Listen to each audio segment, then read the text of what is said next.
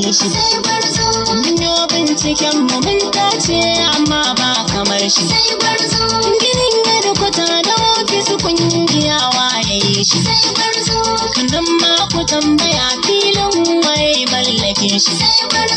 Sannan da dukiya ta yi ciki babu bashi. Kanan da banan furabiya ce ginin ma a yi shi. Dalilin ginin akwai ba ta sashi da sashi. Kasuwanci ya samu bunkasa shi ne tanade shi. Arzikin yan Kano yayo a baka kowa ma ya ce shi. Bakin Afirka da na Turai su mora su bar shi. Wayan maso da nesa kusa cikin kokare shi. Yagin da private university akwai yar gare shi. Mahul ko kuce Maryam Abacha zamona da gashi. Najeriya da Gunkanawa kaf kurabba kamar shi. Yana nema sai ya ce dan shin kowa ma ya sha shi. Yagigin da makarantu da yawa babu ne shi. Firamare sakandare su dinga cikin ayyukan shi. Dan yaya na marasa karfi su zauna da gashi.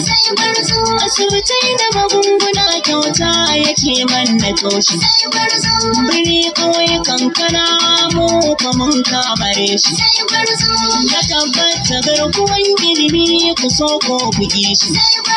Waye duka jami'o'i ke ta cin arzikin shi. Waye ne ya masu motoci cikin tallafin shi.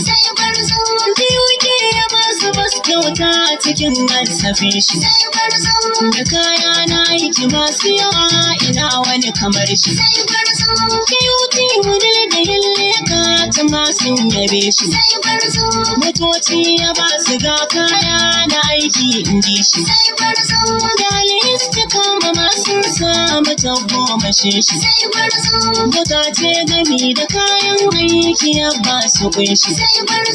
Dutsen mafuraba da yaje can su ma sun faɗe shi. Mata har mazansu sun caro su zo su dare shi. Kayan aiki gunsu ya bayar da mota kugan shi.